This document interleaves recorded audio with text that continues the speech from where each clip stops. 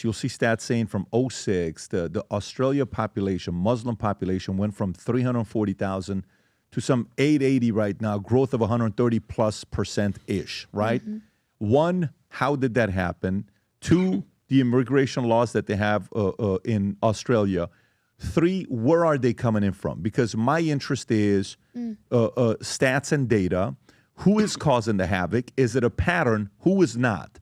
Like, are there people that are coming from Saudi that are not causing any havoc? Are there people that are coming from Pakistan that are causing havoc? What do we know? The Pakistanis are mainly going to the UK. The Pakistanis are going to Europe. What we're getting is a lot of Arabs, like Iraqis. We're getting a lot of Afghans. That's kind of the group we're getting, the Middle East guys.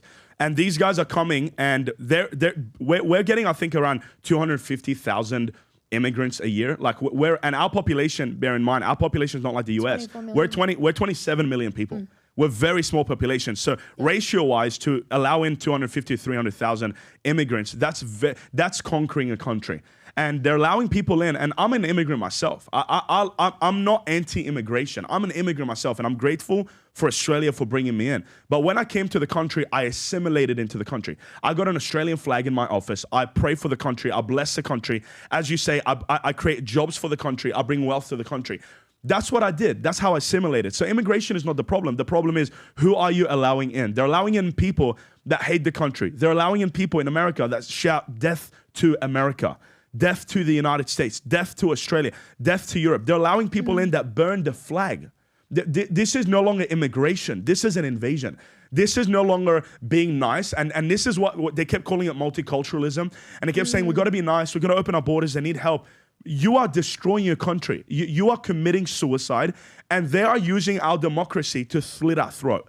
That's what they're using. They're saying, you guys claim to be free, you claim to be kind, allow us in, and we're allowing them in, and they're gathering in groups, and now you see it in Michigan, America. What's happening in Michigan? They got the call to prayer in the street. What's happening in New York City? Thousands of Muslims gathering to pray in the street. This is what happens when you allow them in. So we've gone from immigration to invasion. And yeah. I mean, I grew up in Australia, so I've been there all my life, and the country it is now is not the country that I grew up in. It genuinely is starting to feel like a Muslim country. We mentioned, so just Monday, this past Monday, the day after the Bondi attacks, we're just, out at the shops, just enjoying a date together, and there's a group of 5 Muslim, maybe 20-year-olds following us. We go up 3 flights of stairs. We go in all of these different shops just to test, are they truly following us? They were 100% following us, giving us these intimidating looks, trying to intimidate us. The week before that, we were at the medical center, getting our checkups done.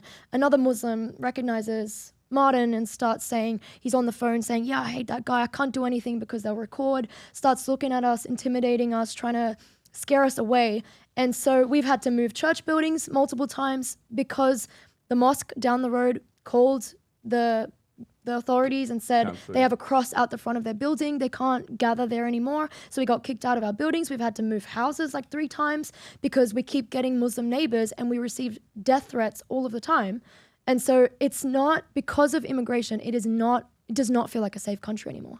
That's unbelievable because even like we were talking about earlier, what happened earlier today in Australia? The 7 people that they found. 7 people. The police rammed into 2 cars with 7 people. And look at the photos. Whether they want to call them Muslims or not, just look at the photos. Just a bunch of They're 99% right-wing Muslim. extremists. They're 100% Muslims. Rob, can you play that clip? Look at the photos. Big beards, black This is outfits. 20 minutes from where we live. This is what? What city is this? This is Liverpool. Liverpool, 20 minutes from us. 20 minutes from you. Yeah. And what's Liverpool known for? All the Muslims live there. That's where all the Muslims live there. Muslims are in Liverpool. Yeah, they're in so Liverpool. It's like the London of Australia. Yeah. We have a few pockets. Liverpool's one of Lakemba them. is even worse. Yeah. Like we were there around when October 7 was happening, and there was posters up all over Lakemba saying rape is resistance. No one takes it down. The government does resistance? nothing. Rape is resistance. October 7th. What Hamas did to Israel is Justifying apparently rape. Yeah, because Hamas raped the Israelis. They didn't just kill them and slaughter them on October 7th. The Hamas raped women, they mutilated them, they put babies in ovens and burned them, and apparently that's resistance. That was them resisting Israel. Wow. Yeah. What's this, Rob? This is the 7? This is a yep. Go for We're it. back with the Fox News Alert. A funeral held in Sydney today for the youngest victim of the Bondi Beach terror 10-year-old attack. girl. Meanwhile, Australian counterterrorism police arresting several men a few hours ago. Officials say they were Headed to possibly Bondi planning Beach. a violent attack and were allegedly on their way to the site of last week's deadly shooting. Steve Harrigan all over this. He's on Bondi Beach in Sydney. Steve.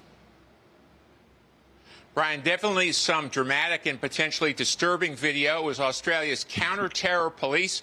They rammed 2 vehicles in Sydney. They say these 7 men were planning to carry out a violent attack. Police are clear at this point that there is no known connection between this planned attack and what happened here, the deadly attack on Sunday. In the meantime, as you mentioned, funerals underway here in Australia for the 15 victims of Sunday's deadly terror attack. Funerals for the youngest victim, 10-year-old Matilda, and the oldest as well, an 86-year-old Holocaust survivor. In the meantime, Australia's Prime Minister says it's clear the country has not done enough to battle anti-Semitism. The country. Hey guys, Pastor Martin Cedra here. If you have any questions about Jesus, Christianity, Islam, or maybe you just want to know a little bit more about Muhammad versus Jesus, I'm here for you. If you need anything, if you need a church, we're planting a church all across America, so reach out to me through Minect. If you enjoyed this video, you want to watch more videos like this, click here. And if you want to watch the entire podcast, click here.